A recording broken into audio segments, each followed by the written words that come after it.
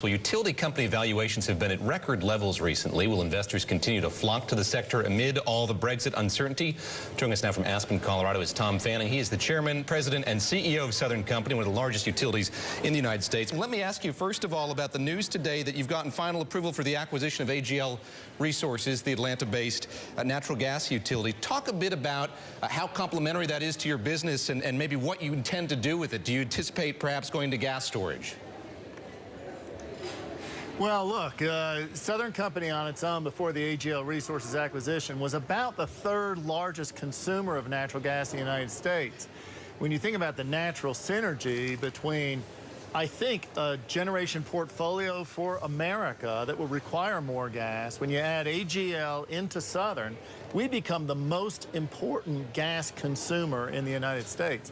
The notion of being long gas infrastructure, in my view, between now and, say, 2050, I think is a real winner. Do you anticipate doing more deals then, Tom? Well, I've talked for now, I don't know, almost 2 years about other gas infrastructure. The other idea that you may want to consider will be something like an interstate pipe that has terrific synergy with our operations here in the Southeast. We've looked at a number of things over a long period of time. Whether we get that done, we'll see. But it's something that we've been efforting. What is your acquisition strategy? What's the Southern Company's acquisition strategy? Is it done on a project-by-project basis? Is it done by megawatts? What are the metrics you use as you weigh what to buy? Well, when President Obama says all the above, there's one company in America that's all the above, and that's Southern Company. For example, we are leading the renaissance of new nuclear in America. We're making terrific progress on a project that will add another 1,100 megawatts of new nuclear, the first nuclear in a generation of Americans. We are nearing the completion and expect to get some really good news here in the next few weeks or so on our coal plant that will be cleaner from a carbon footprint than natural gas. We're finishing that up in Mississippi. We're one of the, I think I already talked about natural gas, we're one of the largest investors in solar in the United States. So when you think about it, it's really kind of a mix. When I think about the immense amount of cash that this company is throwing off, you can kind of think about a spectrum of buy your own stock back, buy somebody else's stock, or buy assets. Largely, with the exception of AGL Resources, we've been buying assets. AGL Resources was an exception. We bought it, I think, at immense value. We've had terrific execution on getting that approved. We'll continue to do things that are accretive to shareholder value. You mentioned that Kemper County, Mississippi plant. I know that the guidance says it'll open in the third quarter. Can you be any more specific about when that plant's going to open up? Well, what we've said is that we're just on the final stages of completion. We hope in the very near term to producing syngas. Recall, this is a plant that takes native Mississippi lignite. It runs it through a process that we developed along with some partners. So it is first of a kind in the world where it will gasify the lignite. We will remove CO2. And in this case, the CO2 is not a waste. We will use it in a process called EOR, Enhanced Oil Recovery, and we will actually produce more domestic oil. With the remaining synthesis gas, we'll remove things like ammonia, sulfuric acid, and then we will take the remainder and produce electricity. This is an exceedingly efficient, first-of-a-kind-in-the-world technology that we think, if not here in the United States, elsewhere, Eastern Europe, in Asia, may be a way forward for people to consume coal in a responsible way. Tom, I have your company's stock price for the last 40+ years up on my terminal right now, and congratulations, you're at all-time highs. You have been helped a little bit by global uncertainty and other reasons, Fed keeping interest rates at record lows and so forth.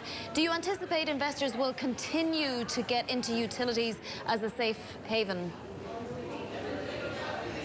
Oh, I expect so. And you know, not all utilities are alike.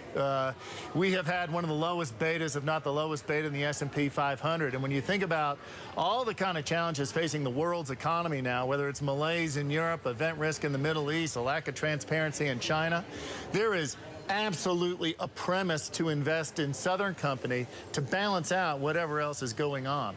On a risk-adjusted basis, to me, Southern Company is a terrific value.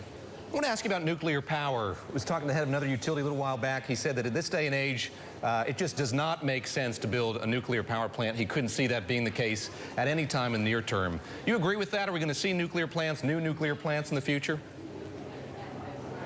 Yeah, I absolutely disagree with that. So if you look at the national carbon strategy that the United States seems to be adopting with this clean power plan, remember that nuclear power is a workhorse baseload plant in a very efficient way, produces electricity with absolutely no carbon emissions.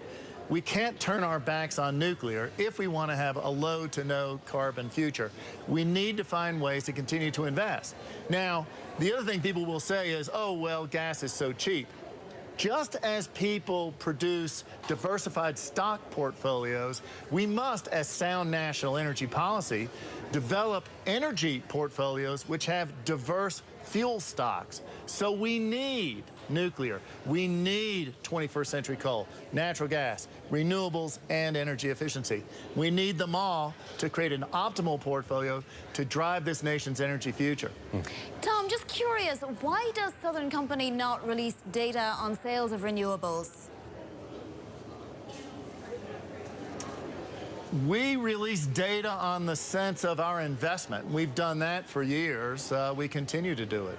Well, I think that's the most relevant. I think that's the most relevant statistic. We do release in the aggregate sales of energy, but you got to remember most renewables are not intensive from an energy production standpoint. Remember, they work, particularly solar and wind, when the sun shines and the wind blows. It's more, I think, relevant to talk about kind of capacity values rather than energy values for renewables. Tom Fanning, Chairman and President, also CEO of Southern Company. Thanks for joining us from Aspen Ideas Festival in Colorado. Appreciate it.